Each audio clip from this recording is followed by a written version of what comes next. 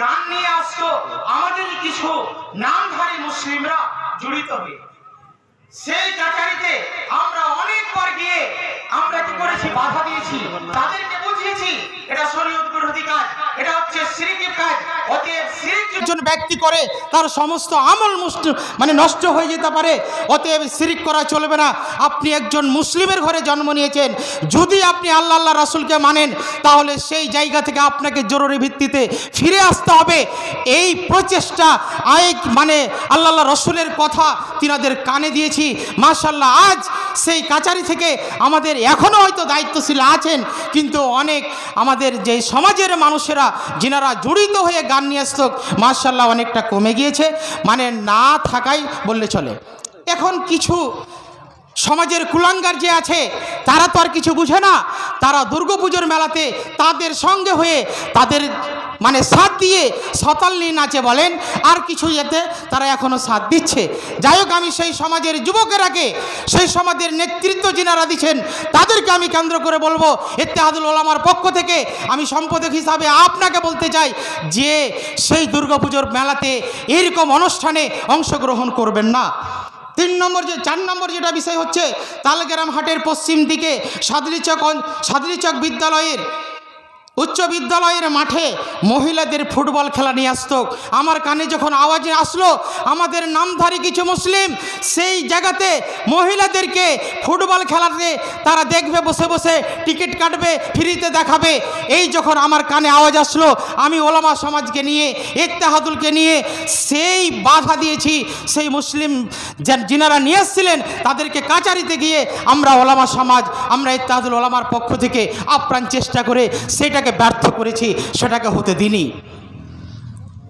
5 নম্বর, বাইপাসে আবার গান নিয়ে এসেছিল, তার তারিখটা হচ্ছে 20-10-2017।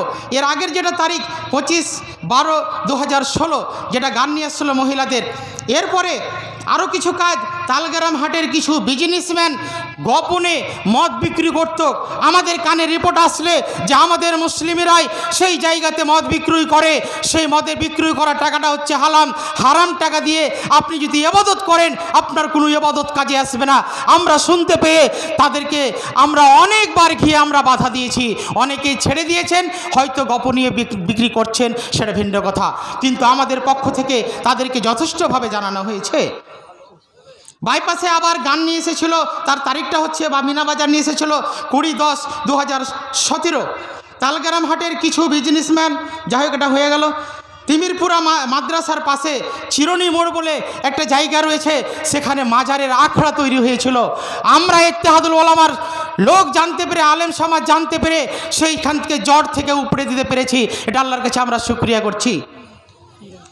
তারপরে আমরা ভালো কাজ হিসাবে সলাতে ইস্তেসকার নামাজ আমরা ইত্তেহাদুল ওলামার মানে আমরা পুরো ভূমিকা পালন করেছি আপনাদেরকে সাথে নিয়ে।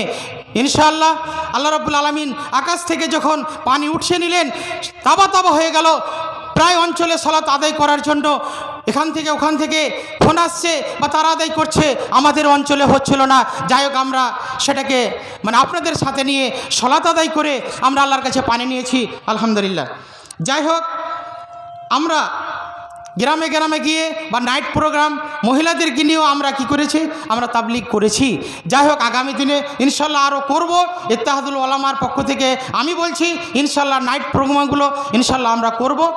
একটা কথা বলে আমি সারি যে আমাদের যে জালসাগত প্রথা, আমি বিশেষ করে সাদলিচক সালাফিয়ার কমিটিকে এবং তিমিরপুরা মাদ্রাসার কমিটিকে এবং এই বাসুদেবপুর মাদ্রাসার কমিটির কাছে আমরা ইত্তেহাদুল ওলামার আমি সম্পাদক হিসাবে আমি আবেদন করব যে আগামী দিনে আপনাদেরকে ইনশাল্লাহ নিয়ে বসবো। দোকান বসতে দেওয়া হবে না কোনো জালসাতে, এটা আমাদের সাথে আপনাদেরকে প্রতিজ্ঞা করতে হবে। শরীয়তের নামে ইনকাম যদি করতে চান, মসজিদ মাদ্রাসার উন্নতি হবে, কিন্তু শরীয়তের ক্ষতি হচ্ছে। অতএব আমি অনুরোধ করব আগামী দিনে আমাদের সাথে থেকে আপনাদেরকে এই প্রতিজ্ঞা পালন করতেই হবে। এটা আপনাদের 3টা মাদ্রাসা বিশেষ করে এদের কাছে আমি অনুরোধ করব যেন আগামী দিনে আমরা সেটা পাস করতে পারি, যেন জালসাতে কোনো দোকান বসতে দেওয়া হবে না। যাই হোক, আরও হয়তো অনেক কথা ছিল, সময় কথা বলে না। মৌলানা সাহেব মাদানী সাহেব অনেক দূর থেকে এসছেন, ওনার টাইম আগেই ছিল। যাই হোক আমরা ওনাকে ঠেলতে ঠেলতে কোনো কাজ বিশেষে ওনাকে শেষের দিকে নিয়ে আসলাম, এটা আমি দুঃখিত বিশেষ করে। আর আমি অনুরোধ করব প্রত্যেকটা সমাজের মানুষকে আগামী দিনে ইত্তেহাদুল উলামার সাথে আপনারা থাকেন, যত অন্যায় হবে আপনারা সাথে আমরা তাকে বাধা দেব, এটা আমি ইত্তেহাদুল উলামার পক্ষ থেকে আপনাদেরকে কথা দিলাম। কিন্তু আমাদের সাথে আপনাদেরকে থাকতে হবে, সবাই মিলে যদি কাজটা করি ইনশাআল্লাহ সেই কাজে সাকসেস হব। যাই হোক আগামী দিনে আমরা কাজকর্ম করব, এটা আমি প্রতিজ্ঞা করছি ইনশাআল্লাহ। যতদিন আমার হয়তো মেয়াদ আছে, আরও যে আমি এই দায়িত্বে কেউ আসবেন তেনাদেরকেও সেই আলেমদেরকেও পরামর্শ দিব, যিনারা দায়িত্ব পালনে আসবেন যেন তিনারাও সেই ভূমিকাগুলো পালন করেন। এই বলে আমি আমার সংক্ষিপ্ত প্রতিবেদন শেষ করছি। ভাষাগত ভুল হলে ক্ষমা করবেন। আসসালামু আলাইকুম ওয়া রাহমাতুল্লাহি ওয়া বারাকাতুহু।